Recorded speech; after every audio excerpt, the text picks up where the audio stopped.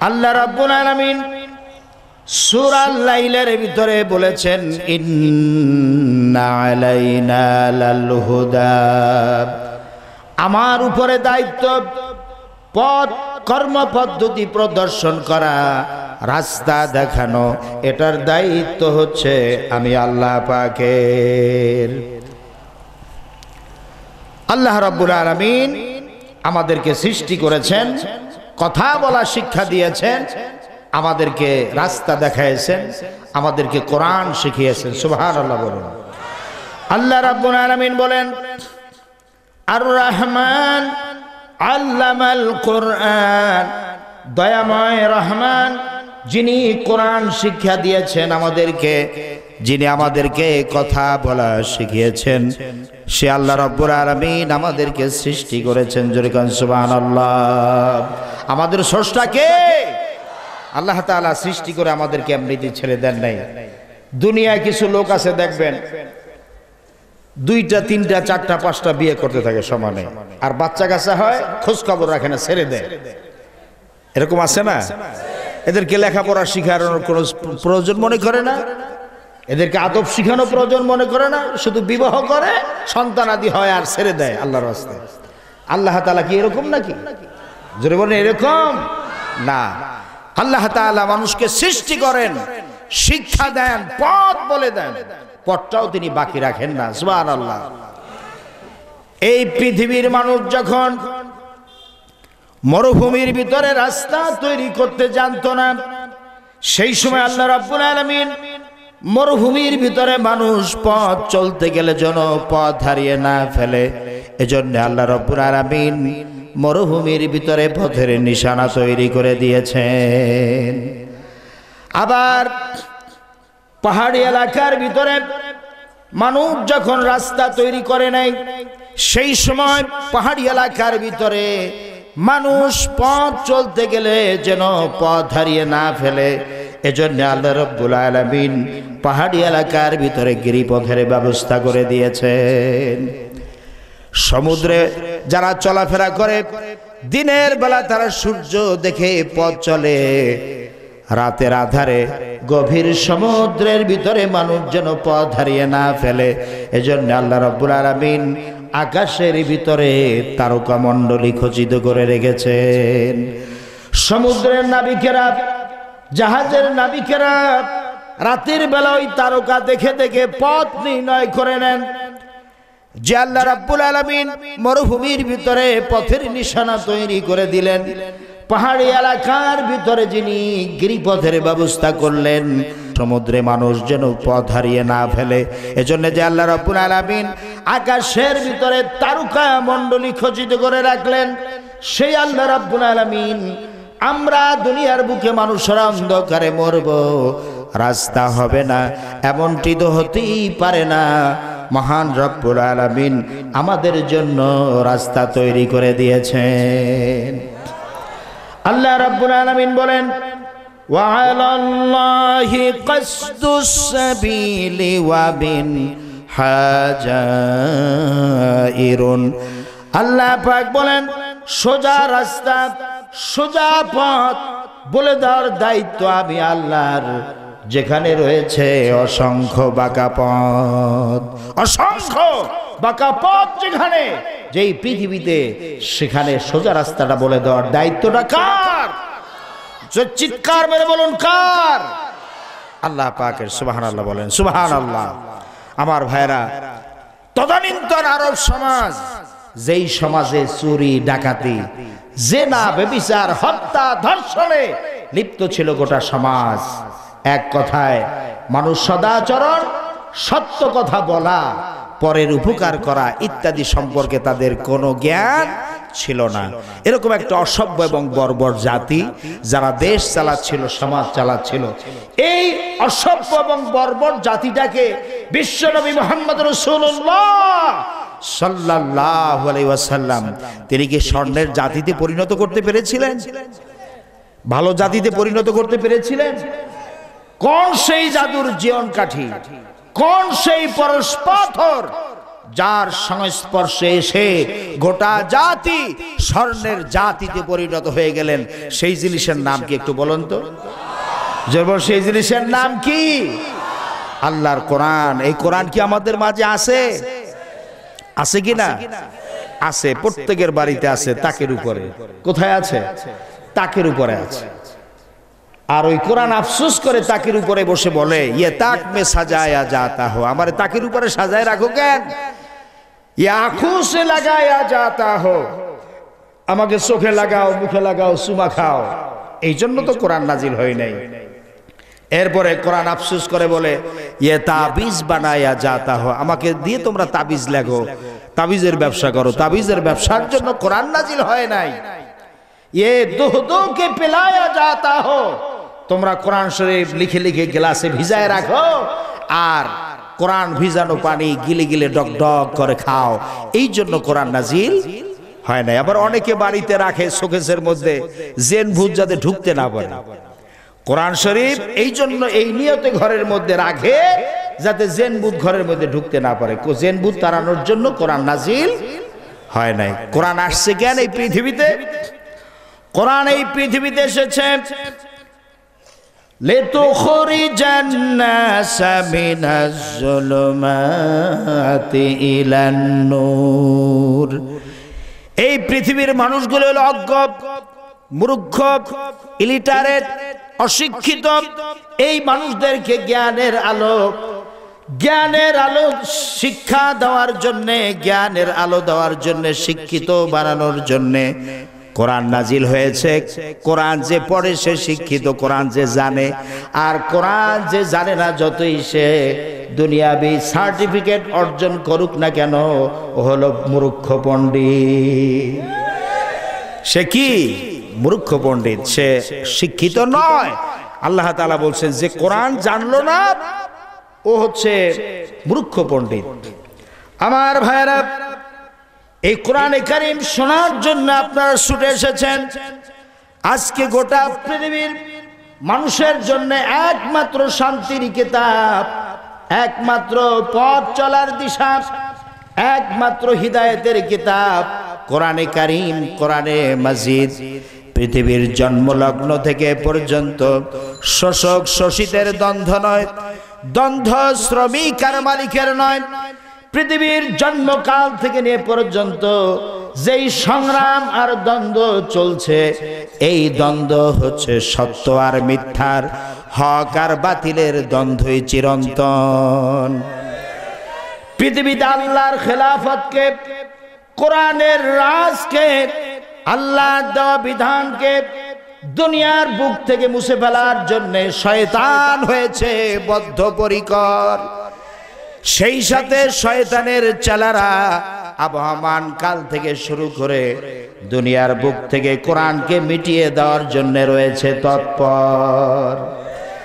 রয়েছে আল্লাহর আসমানি কিতাবগুলোকে দুনিয়ার বুক থেকে নিশ্চিহ্ন করে দেওয়ার জন্য সর্বাত্মক প্রচেষ্টা তারা চালিয়েছে, অতীতে চালাচ্ছে, বর্তমানে চলতে থাকবে ষড়যন্ত্র কিয়ামত পর্যন্ত। এই হাজারো ষড়যন্ত্রের মধ্য দিয়ে ষড়যন্ত্রের সমস্ত জালকে ছিন্ন করে কোরআনে কারীমের শাশ্বত বাণী, কোরআনে কারীমের আওয়াজ বুলন্দ হচ্ছে।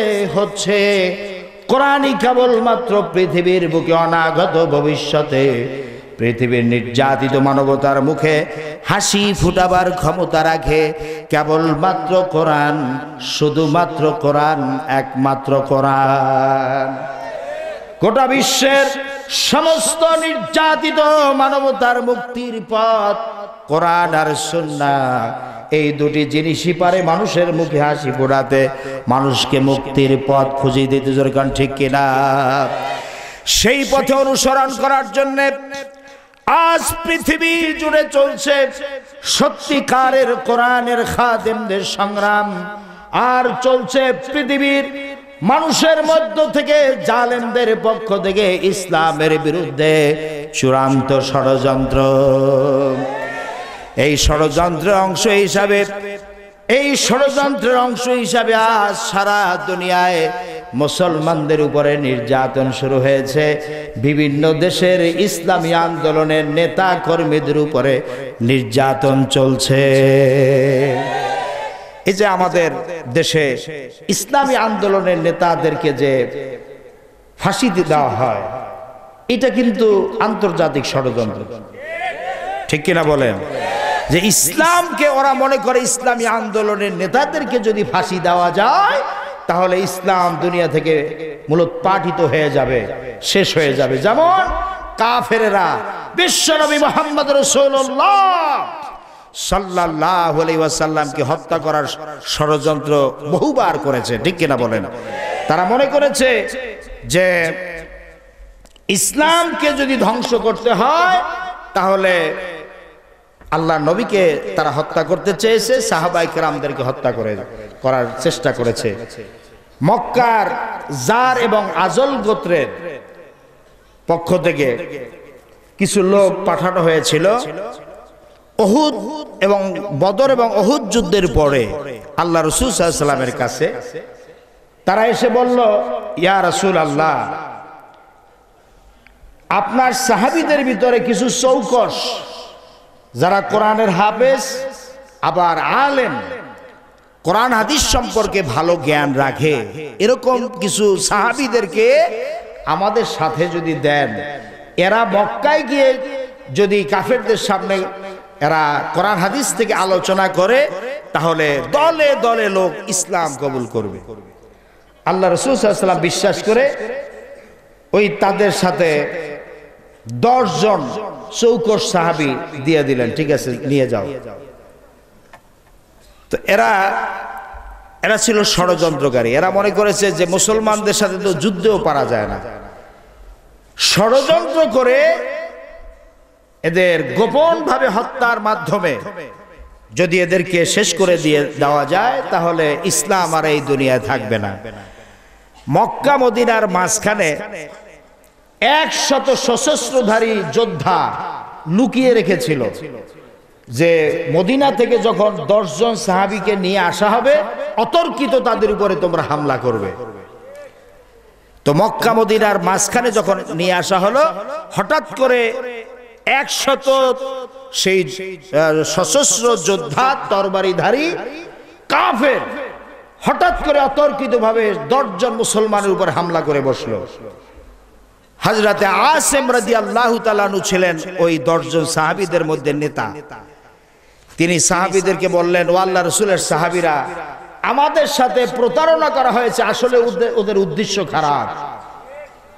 ওরা ইসলাম গ্রহণ করবে বলে উপরে বললেও আসল ওদের মনের অবস্থা হলো ভিন্ন।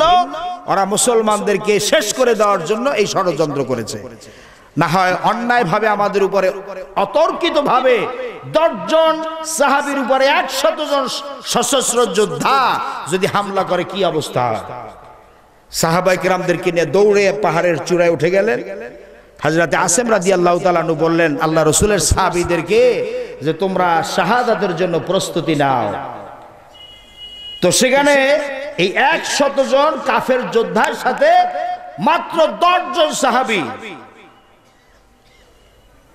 অতর্কিতভাবে যখন হামলা করলো, তাদের সাথে যুদ্ধে সেই মোকাবেলা করতে গিয়ে 8 জন সাহাবী মুহূর্তেই তারা শাহাদাতের নজরানা পেশ করলেন, শহীদ হয়ে গেলেন। ইন্না লিল্লাহি ওয়া ইন্না ইলাইহি রাজিউন। 2 জন সাহাবী বেঁচে ছিলেন।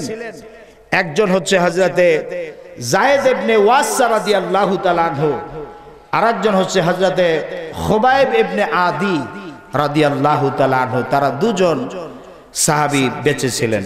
এদেরকে বন্দী করে মক্কায় নিয়ে আসা হলো, এনে একটা বাড়ির মধ্যে আটকায় রাখলো। ওদের উদ্দেশ্য ছিল যে এই 2 জন সাহাবীকে না খাওয়াইয়া তিলে তিলে তারা হত্যা করবে। বলেন নাউজুবিল্লাহ। কিন্তু আল্লাহ রাব্বুল আলামিন এই বন্দী 2 জন সাহাবী হযরতে যায়েদ ইবনে ওয়াসসা রাদিয়াল্লাহু তাআলা আনহু এবং হযরতে খুবাইব ইবনে আদি রাদিয়াল্লাহু তাআলা আনহুমা, 2 জন সাহাবী, তাদেরকে ঘরের মধ্যে আটকায় রেখেছে। খাবার পানিও কিছুই দেয় না। আল্লাহ রাব্বুল আলামিনের পক্ষ থেকে জান্নাত থেকে তাদের জন্য খাবার পাঠানো হতো রেগুলার। কাফেররা দেখলো যে দিন আন দিন মুসলমানরা, এই যে যায়েদ ইবনে ওয়াসসা এবং হযরত খুবাইব ইবনে আদি, এই দুইজন সাহাবী দিন আন দিন স্বাস্থ্য আরো ভালো হচ্ছে, এদের চেহারা আরো সুন্দর হচ্ছে। ব্যাপারটা কি? ওরা চিন্তা করলো যে ব্যাপারটা কি। তো দেখতেছে যে এরা তো আরো ভালো হয়ে যাচ্ছে স্বাস্থ্য, মানে দিন দিন তো এদের শেষ হয়ে যাওয়ার কথা। হযরত খুবাইব রাদিয়াল্লাহু তাআলা জানাই দিলেন স্পষ্ট করে, হে কাফিরের গোষ্ঠীরা, খাবার তোরা বন্ধ করেছিস, কিন্তু আমাদের রাজ্জাক হচ্ছে আল্লাহ রাব্বুল আলামিন। তিনি তো তার বান্দাদেরকে খাওয়ায় রাখবেন, বাঁচায় রাখবেন। বাঁচানোর দায়িত্ব হচ্ছে আল্লাহ রাব্বুল আলামিনের। তোরা না খাওয়াইয়া আমাদেরকে হত্যা করতে পারবি না। সুবহানাল্লাহ। তো শেষ পর্যন্ত যায়েদ ইবনে ওয়াসসা রাদিয়াল্লাহু তাআলা এবং খুবাইব ইবনে আদি রাদিয়াল্লাহু তাআলা নুকে ফাঁসিতে চড়াইয়া তারা হত্যা করলো, শহীদ করে দিল। আজও ইসলামী আন্দোলন যারা করছেন তাদের উপর এই জুলুম নির্যাতন নেমে আসে কিনা? মাঝে মধ্যে আপনারা দেখেন ইসলামী আন্দোলন যারা করে তারা কখনো ভীত নয়, মৃত্যুকে তারা ভয় পায় না, ঠিক কিনা বলেন?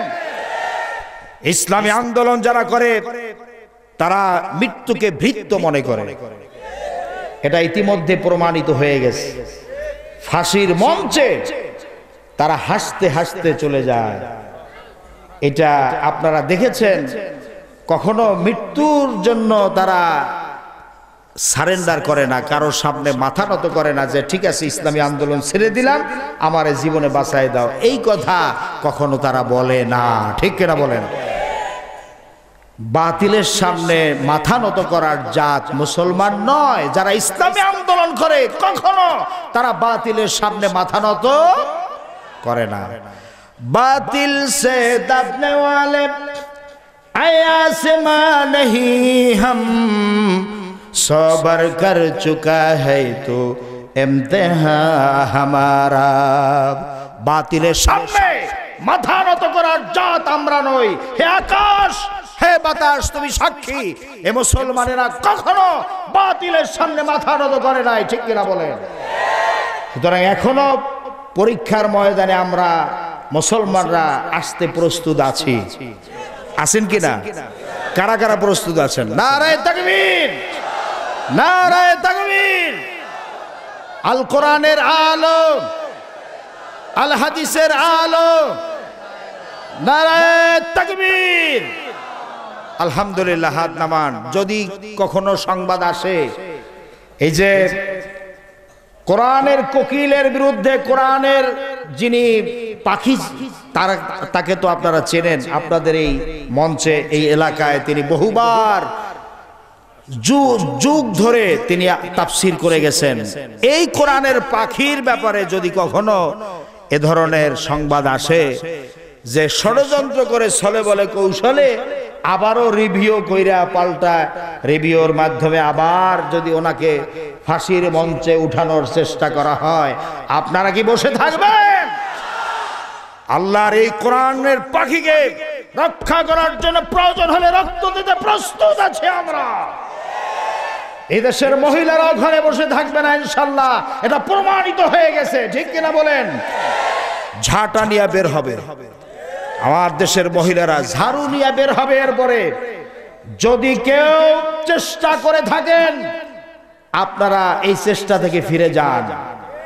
আল্লাহর কসম, যিনি এত বছর ধরে 50টি বছর ধরে যিনি কোরআনের তাফসীর করেছেন, তার গায়ে হাত দেওয়ার চেষ্টা করবেন না, তাহলে ওই হাত পুড়ে যাবে, ভেঙে যাবে, চুরমার হয়ে যাবে, খান খান হয়ে যাবে ইনশাআল্লাহ। আল্লাহর কোরআনকে মহব্বত করে এদেশের মানুষ, তারা কখনো এগুলো বরদাস্ত করবে না। এজন্য আসুন আমরা কোরআনের সৈনিক হয়ে যাই। কোরআন দিয়ে আমরা ব্যক্তি, পরিবার, সমাজ এবং রাষ্ট্র পরিচালনা যাতে হতে পারে, আল্লাহ তাআলা সেই তৌফিক আমাদেরকে দান করুন। জোরে বলো না আমিন, আরো জোরে বলো না আমিন। আসুন কোরআনে কারীম থেকে আমরা আলোচনা করব ইনশাআল্লাহ। আল্লাহ তাআলা যেন আমাদেরকে তৌফিক দান করেন। আমরা যে বিষয় নিয়ে আলোচনা করতে চাই দুদিন ব্যাপী, সে বিষয়টা হচ্ছে, আমি আগেই বলে দেই, তা হলো মুমিনের আজকের যে বিষয় আলোচনা হবে সেটা হচ্ছে মুমিনের গুণাবলী। মুমিনদের কি কি গুণ থাকা উচিত এই বিষয় নিয়ে আজকের আলোচনা হবে। আগামীকালকের আলোচনা হবে জাহান্নামীদের চরিত্র, জাহান্নামীদের চরিত্র, বেঈমানদের চরিত্র কি এই বিষয়ের উপর আলোচনা হবে আগামীকাল। আজকের হবে মুমিনদের গুণাবলী। আল্লাহ তাআলা আমাদেরকে এই আলোচনাগুলো শোনার বোঝার তৌফিক দান করুন। জোরে বলুন আমিন, আরো জোরে বলুন আমিন। আমার ভাইয়েরা, আল্লাহ রাব্বুল আলামিন সূরা আল মুমিনুনের শুরুতেই আল্লাহ তাআলা বলেছেন, قد أفلح المؤمنون, মুমিনরা সফল কাম হয়ে গেছে। বলেন আলহামদুলিল্লাহ। সফল কাম হয়েছে কারা? যারা মুমিন তারা সফল কাম হয়েছে। মুমিনুন এটা হচ্ছে বহু বচন, এক বচন হলো মুমিন। মুমিন হচ্ছে এক বচন, এর বহু বচন হচ্ছে মুমিনুন। মুমিনুন অর্থ হচ্ছে মুমিনগণ, আর এক বচন হচ্ছে মুমিন, একজন মুমিন। এটা আমরা শাব্দিক বিশ্লেষণ করতে গেলে, যেমন মুমিনুন শব্দটি এসেছে আল ঈমান থেকে। ঈমান শব্দের মাজদার হচ্ছে, ঈমান শব্দটি হচ্ছে মাজদার বাবে ইফআলের মাজদার। এর শাব্দিক অর্থ হচ্ছে আত তাসদীক, আল ইনকিয়াদ, আল ইযআন, আল উসুক, আল খুদু, আল ইতমিনান। এর বাংলা অর্থ হচ্ছে বিশ্বাস করা, আনুগত্য করা, বশ্যতা স্বীকার করা, নির্ভর করা, অবনত হওয়া, প্রশান্তি। আর পরিভাষায় আল ঈমানু হুয়া তাসদীকু বিমা জাআ বিহিন নবী সাল্লাল্লাহু আলাইহি ওয়াসাল্লাম মিন ইনদিল্লাহি তাআলা ওয়াল ইকরারু বিহি। মহানবী সাল্লাল্লাহু আলাইহি সাল্লাম আল্লাহ তাআলার পক্ষ থেকে যা কিছু নিয়ে এসেছেন সব কিছুর প্রতি সত্যায়ন এবং মৌখিক স্বীকৃতি দেয়া নাম হচ্ছে ঈমান। জোরে কোন সুবহানাল্লাহ। এখন এই মুমিনদের গুণাবলী, মুমিনদের গুণাবলী কি কি, কি কি গুণ থাকলে মুমিন হতে পারবে, আল্লাহ রাব্বুল আলামিন সেই বিষয় কোরআনে কারিমে সুন্দর করে বর্ণনা করেছেন। আল্লাহ রাব্বুল আলামিন বলেন, আল্লাহ রাব্বুল আলামিন বলেন, আল্লাযীনা হুম ফি সালাতিহিম খাশিউন, যারা মুমিন এরা যখন নামাজ পড়বে, নামাজের ভিতরে এরা ভীতি মিশ্রিতভাবে অর্থাৎ খুশু খুজুর সাথে নামাজ আদায় করবে। আল্লাহর মুমিন বান্দারা কখনো নামাজের ভিতরে তাড়াহুড়া করবে না এবং মানুষকে দেখানোর জন্য লৌকিকতা নামাজের মধ্যে থাকবে না। আল্লাহর মুমিন বান্দারা যখন নামাজ আদায় করবে, সেই নামাজের ভিতরে ভয় থাকবে, আল্লাহর ভয়। আল্লাহর মুমিন বান্দা যখন নামাজে দাঁড়াবে তখন মনে করবে যে আল্লাহ তাআলার সামনে সে দাঁড়িয়েছে। সিজদায় যখন অবনত হবে, সিজদায় যাবে, তখন মনে করবে যে আল্লাহ তাআলার কুদরতি পায়ের উপর আমি সিজদা করলাম। সুবহানাল্লাহ। আল্লাহর মুমিন বান্দারা মুরগি যেমন আদার খায় সেরকম নামাজ পড়ে না। নামাজ পড়তে গেলে তারা বুঝে শুনে নামাজ আদায় করে। আল্লাযীনা হুম ফি সালাতিহিম খাশিউন, আল্লাহর মুমিন বান্দারা যখন নামাজ আদায় করবে, নামাজের ভিতরে কি বলে সেটা মুমিন বান্দারা বুঝে শুনে নামাজ আদায় করে। জোরে কোন সুবহানাল্লাহ। আমরা তো নামাজের ভিতরে কি বলি সেটা আমরা নিজেরাও বুঝি না, যার কারণে নামাজের ভিতরে একটা খুশু খুশু আল্লাহর ভয় নামাজের ভিতরে আসে না। আর নামাজ আমাদেরকে অন্যায় কাজ থেকে ফিরাইতে পারে না। এই কারণে যেহেতু নামাজে আমরা কি বলি সেটা বুঝি না, ঠিক কিনা বলেন? নামাজ বোঝা তো দূরের কথা, আগে অজু করতে হয়, সেই অজুও তো অনেকে জানে না। একজন হাজী সাহেবকে জিজ্ঞেস করা হয়েছিল যে, হাজী সাহেব অজুতে কয় ফরজ? তো হাজী সাহেব বললেন যে অজুতে হচ্ছে 17 ফরজ। কয় ফরজ? 17 ফরজ। এখন বলা হলো তাহলে 17 ফরজ কি কি একটু শুনান তো। হাজী সাহেব বলতেছে হাত ধোয়া মুখ দোয়া, নাক দোয়া, পাও দোয়া, হাত দোয়া, এরকম বলতে বলতে একবারে গুনে গুনে দেখা গেল 19টার মতো বলছে। কটা বলছে? 19টার মতো। তখন জিজ্ঞেস করা হলো, হাজী সাহেব বললেন যে অজুতে ফরজ 17টা, কিন্তু গুনে দেখলাম বললেন 19টা, আসলে ঘটনা কি? তখন বলে যে আসলে ঘটনা হচ্ছে এই যে আমি জানি আরো কিন্তু বলি না হুজুরদের ভয়তে। তো এরকম লোক আছে না নাই, যে নামাজ জানে না, অজু জানে না, সে নামাজ হবে কি? যদি জিজ্ঞেস করা হয় সামি আল্লাহু লিমান হামিদা অর্থ কি বলো, রব্বানা লাকাল হামদ অর্থ কি, সুবহানা রাব্বিয়াল আযীম অর্থ কি? তো এর অর্থ কয়জনে জানে বলেন? নামাজ তো অনেকেই পড়ে, কিন্তু এই যে বিষয়গুলি আলহামদুলিল্লাহ রাব্বিল আলামিন অর্থ কি যদি জিজ্ঞেস করা হয়, ফার্স্ট ডিভিশনে কয়েকটা লেটার নিয়ে ফেল করার লোক আছে না নাই?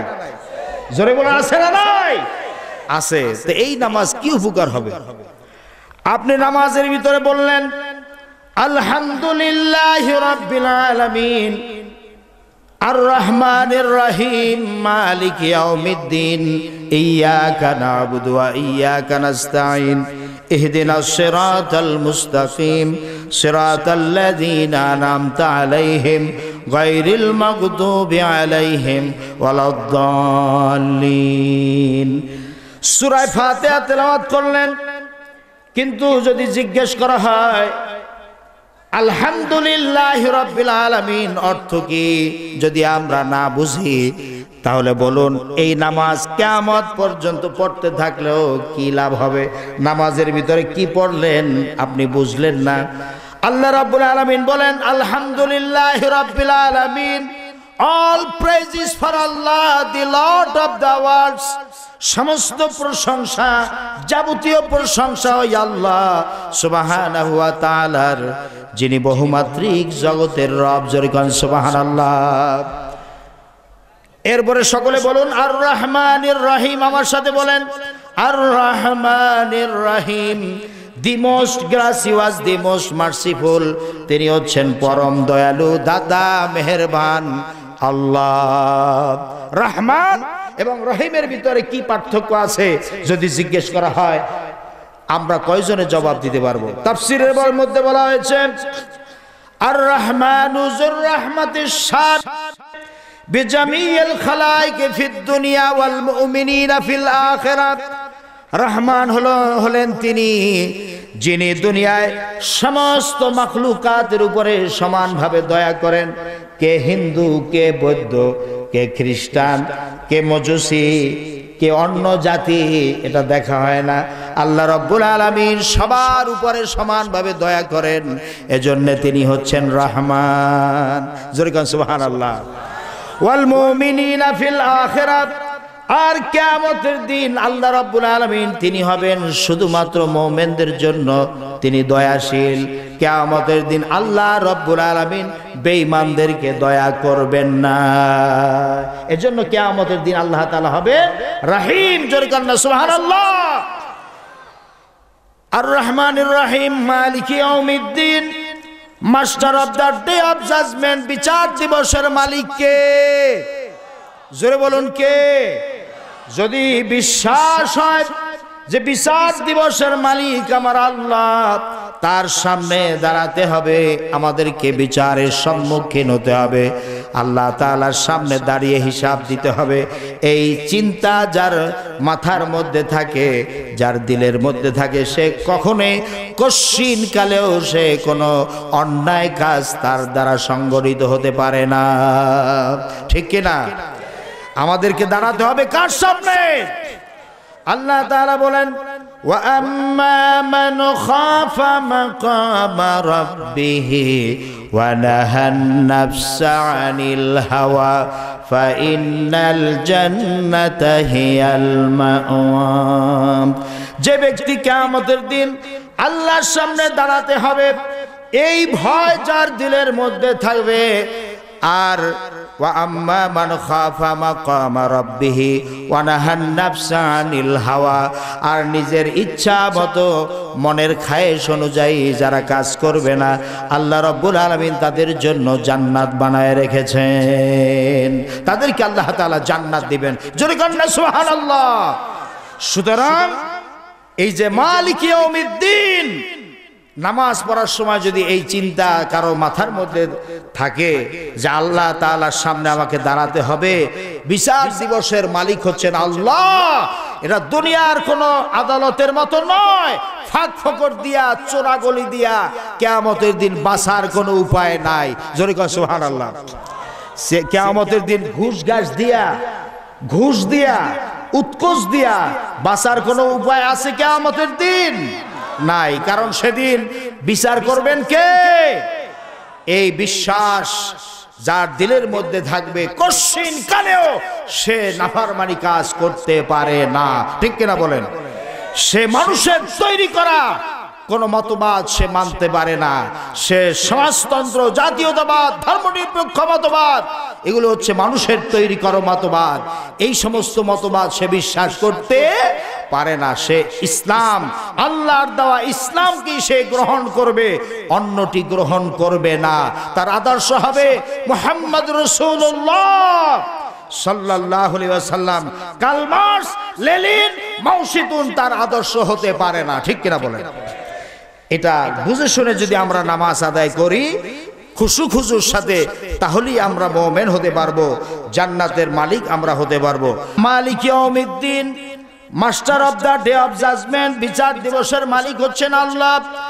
ইয়াকা না'বুদু ওয়া ইয়াকা নাস্তাঈন, they do we worship and thy need we seek।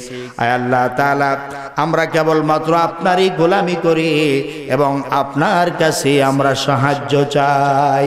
আমরা গোলামি করি কার? সন্দেহ আছে নাকি? তাহলে চিৎকার মেরে বলুন, আমরা গোলামি করি কার? আমরা গোলাম, তবে কোনো মানুষের গোলাম নই। আমরা গোলাম কার গোলাম? আল্লাহ তাআলাকে দেখান, শাহাদাত আঙ্গুলি আকাশের দিকে উত্তোলন করে আমি প্রশ্ন করব, আমরা গোলামি করি কার? আরো জোরে বলুন, আমরা গোলামি করি কার? আল্লাহ সুবহানাহু ওয়া তাআলার গোলাম আমরা।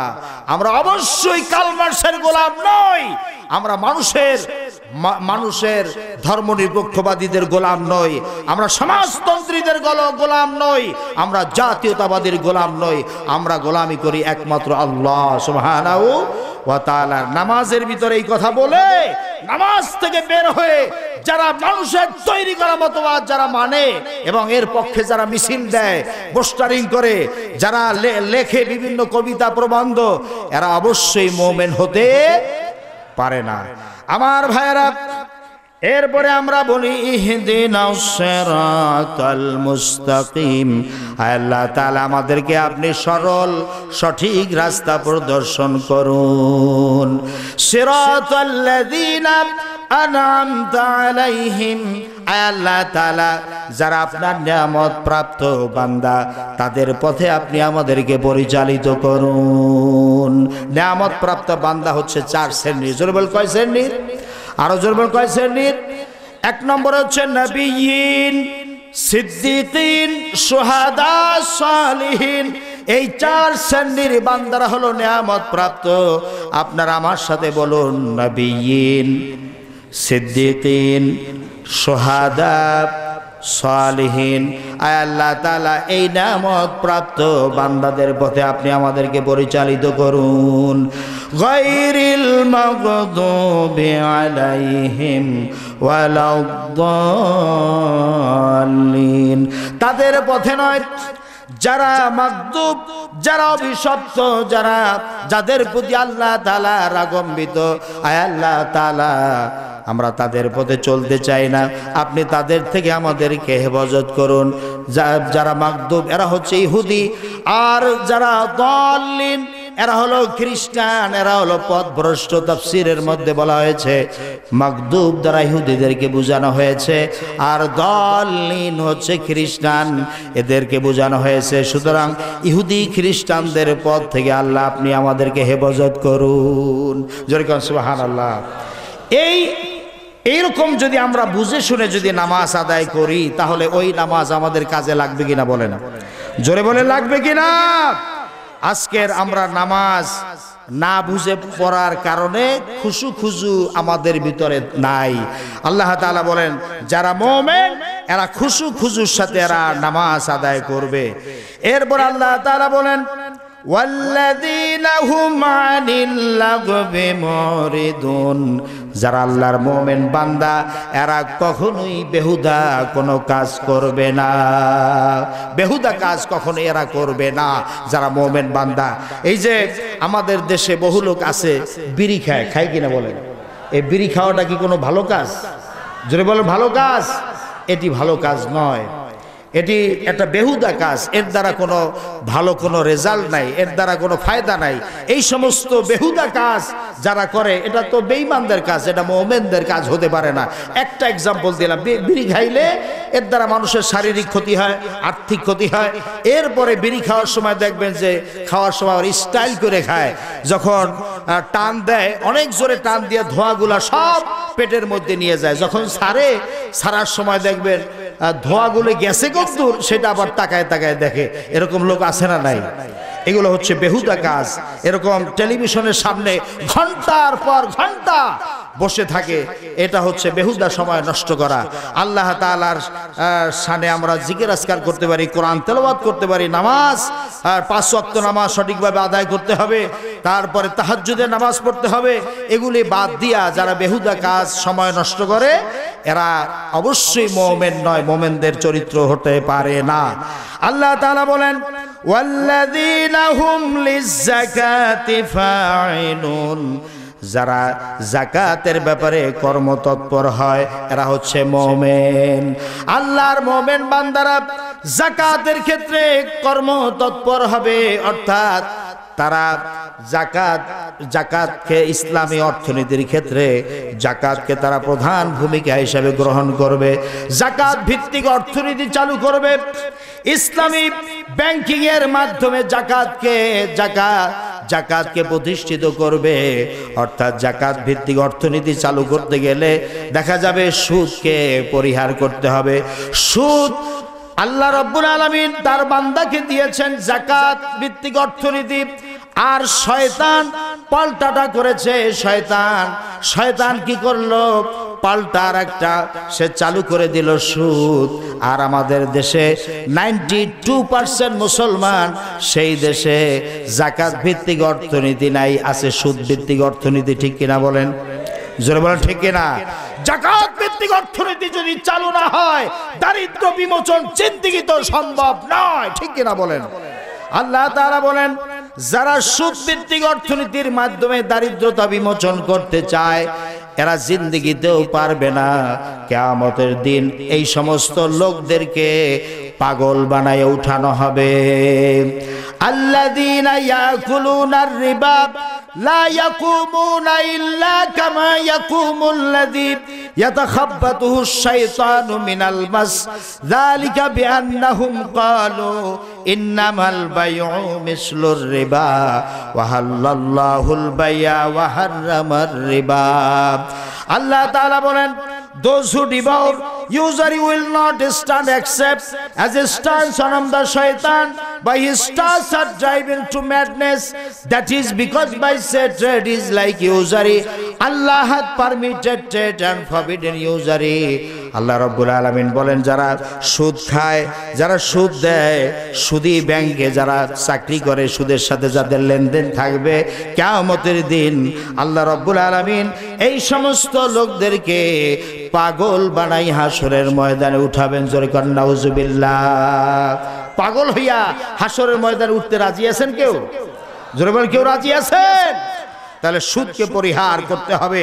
অবশ্যই মুসলমানেরা সুদের সাথে সম্পর্ক রাখতে পারে না। ঠিক কিনা বলেন? আল্লাহ তাআলা ব্যবসাকে হালাল করেছেন, সুদকে হারাম করেছেন। অথচ আমাদের দেশে 92% মুসলমান। এই দেশের মুসলমানেরা যদি সুদী ব্যাংকে লেনদেন না করত তাহলে এই দেশে এত সুদী ব্যাংক চলতে পারত না। ঠিক কিনা বলেন? সুদ খাইলে, সুদ দিলে, সুদের সাথে সম্পর্ক রাখলে 70টা গুনাহ হয়। এই 70টা গুনার ভিতরে 70 নম্বরের গুনাহ হলো নিজের মায়ের সাথে জিনা করার মতো গুনাহ। জোরে কর নাউজুবিল্লাহ, আরো জোরে কর নাউজুবিল্লাহ। আর সুদের 1 নম্বরের গুনাহ হলো বিহারবিম মিনাল্লাহি ওয়া রাসূলিহি, আল্লাহ এবং তার রাসূলের সাথে যুদ্ধ ঘোষণা করা। আল্লাহ এবং তার রাসূলের সাথে যুদ্ধ করে কেউ জান্নাতে যেতে পারবে? জোরে বলুন, পারবে? পারবে না। সুতরাং এই সুদকে পরিহার করতে হবে। যাকাত ভিত্তিক অর্থনীতি আমাদের দেশে চালু হোক, এটা কি আপনারা চান?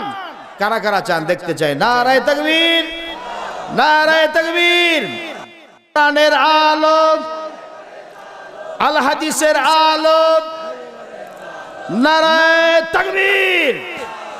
আলহামদুলিল্লাহ, হাত নামান। আল্লাহ তাআলা কবুল করুন, জোরে বলুন আমিন। এরপর আল্লাহ তাআলা বলেন মুমিনদের আরেকটা চরিত্র হলো ওয়াল্লাযীনা হুম লিফুরুজিহিম হাফিজুন। আল্লাহর মুমিন বান্দারা নিজেদের যৌনাঙ্গ সমূহের হেফাজত করবে, অর্থাৎ গোপন অঙ্গ সমূহের হেফাজত করবে যারা আল্লাহর মুমিন বান্দা।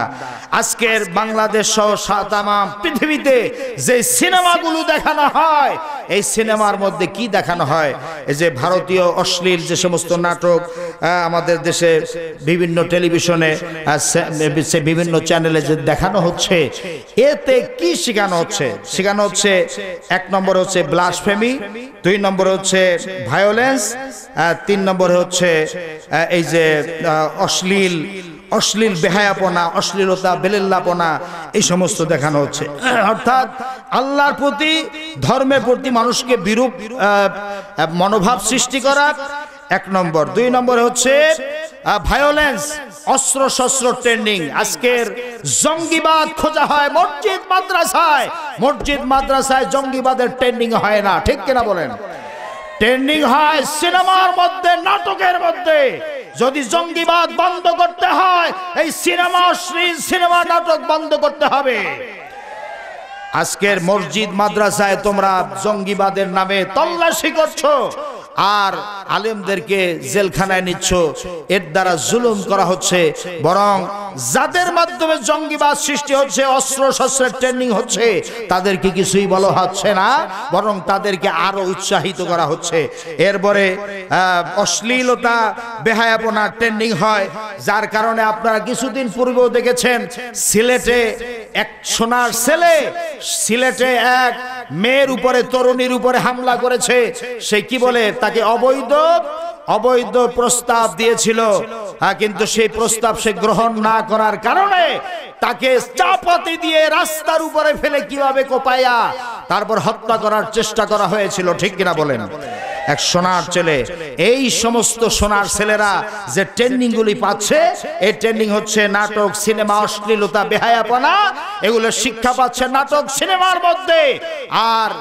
আর হচ্ছে দুনিয়াবি নাস্তিক মোরতাদদের যে সমস্ত লেখনী আজকের সিলেবাস ভুক্ত করা হয়েছে, এই সমস্ত জায়গায় ট্রেনিং পাচ্ছে।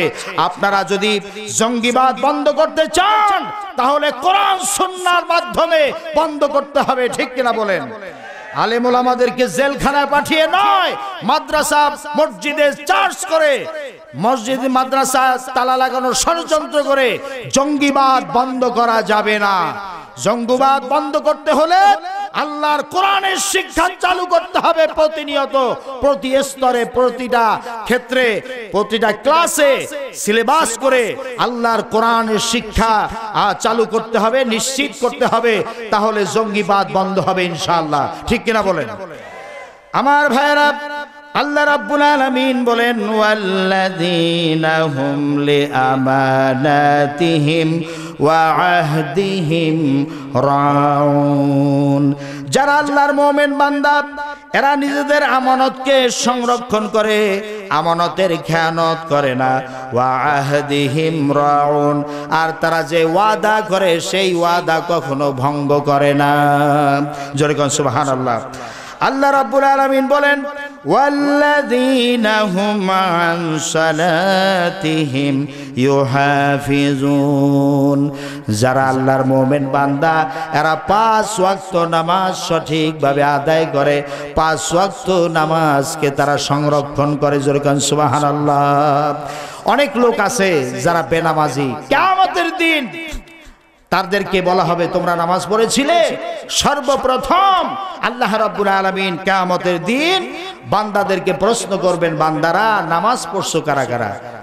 আউয়ালু মা ইউহাসাবু বিহিল আবদু ইয়াউমাল কিয়ামাতিস সালাত। কিয়ামতের দিন আল্লাহ রাব্বুল আলামিন সর্বপ্রথম প্রশ্ন করবেন, বান্দা নামাজ পড়েছো কিনা? তখন যারা বেনামাজি এরাও হাত জাগাবে, এরাও বলবে আল্লাহ নামাজ পড়েছি। আল্লাহ রাব্বুল আলামিন তখন যারা নামাজ পড়ে নাই তাদেরকে আলাদা করার জন্য আল্লাহ তাআলা সেদিন পরীক্ষা নেবেন। আল্লাহ রাব্বুল আলামিন বলেন, ওয়া ইযা কিলা লাহুমুরকাউ লা ইয়ারকাউন। আল্লাহ তাআলা বলেন, শুকরিয়া স্বরূপ আমার হুকুম যারা মেনেছো, 5 ওয়াক্ত নামাজ যারা আদায় করেছো, তারা এখন এই কিয়ামতের দিন আমার সামনে রুকু করে দেখাও, রুকু করো আমার সামনে। আল্লাহ তাআলা বলেন, দুনিয়া যারা নামাজ পড়ে নাই কিয়ামতের দিন আল্লাহর সামনে তারা রুকু করতে পারবে না। জোরে কর নাউজুবিল্লাহ। যারা নামাজ পড়ে নাই আল্লাহ রাব্বুল আলামিন তাদের উদ্দেশ্যে বলবেন, ইয়াউমা ইউকশাফু আন সাকিন ওয়া ইউদআউনা ইলাস সুজুদ ফালা ইস্তাতিউন। আল্লাহ রাব্বুল আলামিন বলেন, কিয়ামতের দিন তিনি সিজদা করার হুকুম করবেন। যারা দুনিয়ায় নামাজ পড়েছো আমার সামনে এখন সিজদা দিয়া দেখাও। আল্লাহ তাআলা বলেন, ফালা ইয়াস্তাতিউন। যারা দুনিয়ায় নামাজ পড়ে নাই আল্লাহ তাআলার সামনে তারা সিজদা দিতে পারবে না। জোরে কর নাউজুবিল্লাহ। সেদিন কেমন লজ্জা হবে! আল্লাহ তাআলা বলেন, লজ্জায় শরমে মাথাটা সেদিন নত হয়ে আসবে। খাশিআতান আবসারুহুম তারহাকুহুম যিল্লাত। লজ্জায় শরমে মাথাটা নত হয়ে আসবে। সেদিন যতই মাথা নত হোক না কেন আর যতই লজ্জা শরম পাক না কেন কোনো লাভ হবে না। এজন্য 5 ওয়াক্ত নামাজ যারা সঠিকভাবে আদায় করবে কিয়ামতের দিন এই সমস্ত লোকেরাই হবে জান্নাতের মালিক। জোরে কোন সুবহানাল্লাহ। আল্লাহ রাব্বুল আলামিন বলেন, উলাইকা হুমুল ওয়ারিসুন। এরাই হলো জান্নাতের ওয়ারিস, এরাই হবে কিয়ামতের দিন জান্নাতের মালিক। আল্লাহ তাআলা বলেন, আল্লাযীনা ইয়ারিসুনাল ফিরদাউসা হুম ফিহা খালিদুন। কিয়ামতের দিন যারা জান্নাতুল ফিরদাউসের মালিক হবে তারা সেই জান্নাতে প্রবেশ করবে।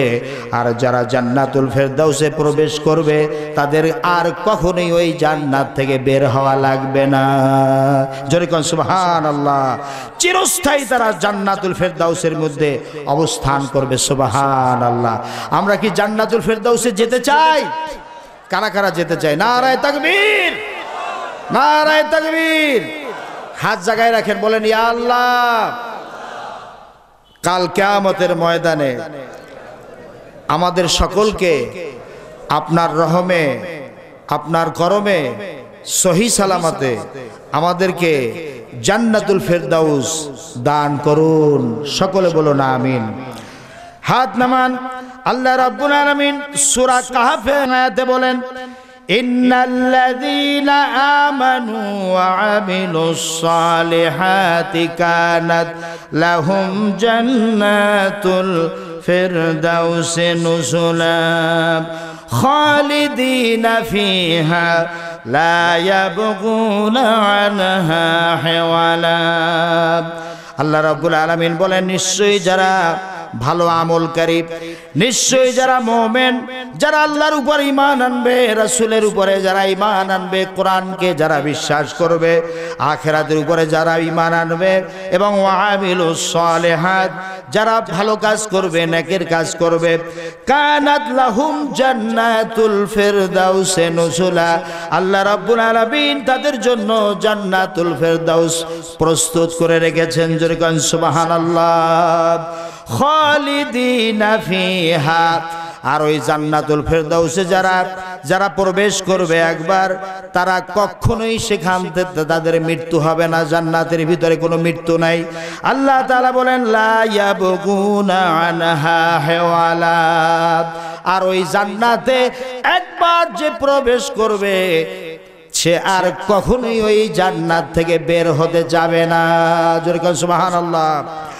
আল্লাহ রাব্বুল আলামিন সূরা আলে ইমরানের 133 নম্বর আয়াতে আল্লাহ তাআলা বলেন ওয়াসারিউ ইলা মাগফিরাতিম মির রাব্বিকুম ওয়া জান্নাতিন আরদুহাস সামাওয়াতু ওয়াল আরদ উইদ্দাত লিল মুত্তাকিন। সুতরাং ও আমার বান্দারা, ওয়াসারিউ ইলা মাগফিরাতিন, তোমরা যারা জান্নাতুল ফিরদাউস কামনা করো, বাসনা করো, তোমরা প্রতিযোগিতা করো আল্লাহ তাআলার কাছে, তোমরা মাপ চাও, ক্ষমা চাও, তোমার রবের কাছে ক্ষমা চাও, প্রতিযোগিতা করো, তওবা নিয়ে প্রতিযোগিতা করো, ক্ষমার প্রতিযোগিতা করো। আর এই প্রতিযোগিতা এই কারণে যে আল্লাহ তাআলার কাছে বেশি মাপ চাবে, গুনাহ মাপ চাবে, তওবা করবে, আল্লাহ তাআলা তার গুনাহ মাফ করে দিয়ে আল্লাহ তাআলা তাকে জান্নাত দিবেন। আর সে জান্নাত হচ্ছে এক একটা জান্নাত, যে একেবারে সর্বনিম্ন ছোট্ট জান্নাতটি যে পাবে, আল্লাহ তাআলা বলেন আরদুহাস সামাওয়াতু ওয়াল আরদ, আসমান জমিনের সমান এক একটা জান্নাত। জোরে কোন সুবহানাল্লাহ। উইদ্দাত লিল মুত্তাকিন, যা মুত্তাকিনদের জন্য তৈরি করে রেখেছেন আল্লাহ তাআলা। যারা আল্লাহ তাআলাকে ভয় করার নীতি অবলম্বন করে তাদের জন্য আল্লাহ তাআলা এই জান্নাত প্রস্তুত করে রেখেছেন। জোরে বলেন সুবহানাল্লাহ। আল্লাহ রাব্বুল আলামিন সূরা মুহাম্মাদের 15 নং আয়াতে আল্লাহ তাআলা বলেন মাসালুল জান্নাতিল্লাতী উইদাল মুত্তাকুন, যারা মুত্তাকি, যারা পরহেজগার, তাদের জন্য আল্লাহ তাআলা জান্নাতের ওয়াদা করেছেন। সুবহানাল্লাহ। জান্নাতের ওয়াদা কাদের জন্য? যারা মুত্তাকি, যারা পরহেজগার, যারা আল্লাহকে ভয় করে। মুত্তাকি কারা? হযরত ওমর রাদিয়াল্লাহু তাআলা আনহু কাব ইবনে উবাই রাদিয়াল্লাহু তাআলা আনহুকে একবার প্রশ্ন করলেন, ভাই কাব, মুত্তাকি কারা? হযরতে কাব বললেন, ভাই ওমর, মুত্তাকি হলো, আমি ক্ষুদ্রভাবে যা বুঝি তা হলো একটা ন্যারো রোড, একটা চিকন রাস্তা, ওই চিকন রাস্তার দুই পাশে যদি কাঁটাযুক্ত গাছ থাকে, ওই কাঁটাযুক্ত গাছের মাঝখান দিয়ে যদি রাস্তা হয়, ওই রাস্তা দিয়ে লোকটি কিভাবে চলবে? হযরতে ওমর রাদিয়াল্লাহু তাআলা আনহু বললেন, খুব সতর্ক হয়ে আঁটো সাঁটো হয়ে চলবে, যাতে কোনো কাঁটা বিদ্ধ না হয়। হযরতে কাব ইবনে উবাই রাদিয়াল্লাহু তাআলা আনহু বলেন, ভাই ওমর, এটাই হচ্ছে তাকওয়া। এই পাপ পঙ্কিলতায় পরিপূর্ণ এই পৃথিবী, যেদিকে তাকায় শুধু পাপ আর পাপ। এই পৃথিবীতে ব্যবসা বাণিজ্য, চাকরি নকরি, ঘর সংসার সবই করা হবে, কিন্তু কোনো পাপ স্পর্শ করতে পারবে না। এর নাম হলো তাকওয়া। জোরে কোন সুবহানাল্লাহ। আপনারা বাইন মাছের কাছ থেকেও তাকওয়া শিখতে পারেন।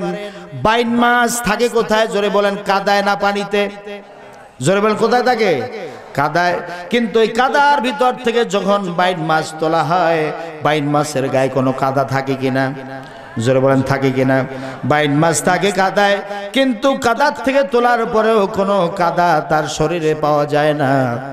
আসুন এখন আমরা তওবা করব, মুনাজাতের দিকে যাচ্ছি। বিসমিল্লাহির রহমানির রহিম।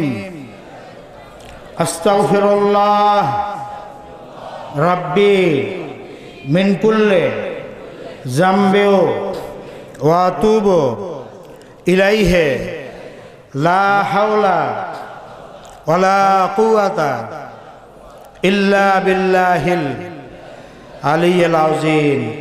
আল্লাহুম্মা আমিন। ربنا ظلمنا أنفسنا وإن لم تغفر لنا وترحمنا لنكونن من الخاسرين ربنا لا تزغ قلوبنا بعد إذ هديتنا وهب لنا من لدنك رحمة إنك أنت الوهاب আল্লাহ তাআলা 2 দিন ব্যাপী তাফসীরুল কোরআন মাহফিল আজকের এই প্রথম দিবসে আল্লাহ আপনার বান্দা বান্দীদেরকে নিয়ে গুনার বোঝা মাথায় নিয়ে আমরা হাত তুলেছি। আল্লাহ তাআলা আমাদের জিন্দেগির সমস্ত গুনাহ মাফ করে দেন। আল্লাহ তাআলা আমরা যারা হাত তুলেছি আমাদের কার মনে কি দুঃখ, কার মনে কি ব্যথা, কার মনে কি নেক হাজাত আছে আল্লাহ তাআলা আপনি তো ভালো জানেন। যার যে সমস্যা আছে প্রত্যেকের সমস্যাগুলি দূর করে দেন, জীবন চলার পথকে আসান করে দেন। আল্লাহ তাআলা আমরা যারা হাত তুলেছি আমাদের মা বাবা যারা বিদায় নিয়ে অন্ধকার কবরে চলে গেছে, দয়া করে মেহেরবানি করে আমাদের মা বাবার জিন্দেগির সমস্ত গুনাহ মাফ করে দেন। রব্বিরহামহুমা কামা রাব্বায়ানি সগীরা রব্বিরহামহুমা কামা রাব্বায়ানি সগীরা। আল্লাহ তাআলা আমাদের আত্মীয় স্বজন, দাদা দাদি, নানা নানি, শ্বশুর শাশুড়ি, স্ত্রী পুত্র পরিজন, ছেলে সন্তান যারা যেখানে কবরবাসী হয়েছেন গো আল্লাহ সকলের জীবনের গুনাহ আপনি মাফ করে দেন। আল্লাহ তাআলা মাহফিলকে যারা আয়োজন করলেন আল্লাহ সকলের মনের নেক আশা পূর্ণ করে দেন।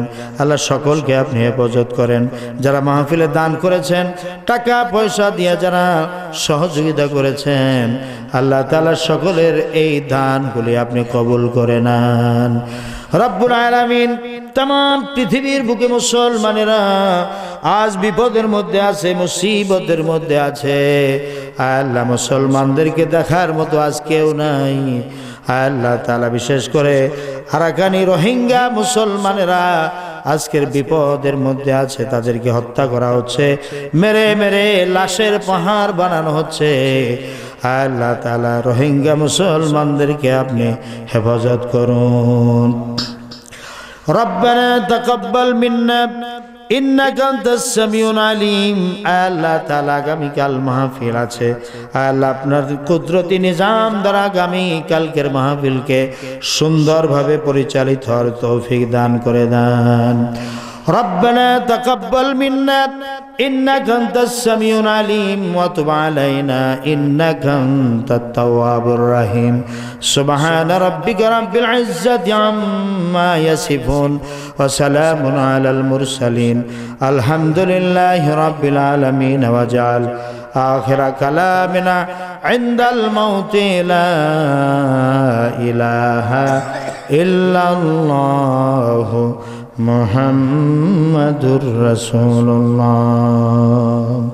সাল্লাল্লাহু আলাইহি ওয়া সাল্লাম। আসসালামু আলাইকুম ওয়া রাহমাতুল্লাহ।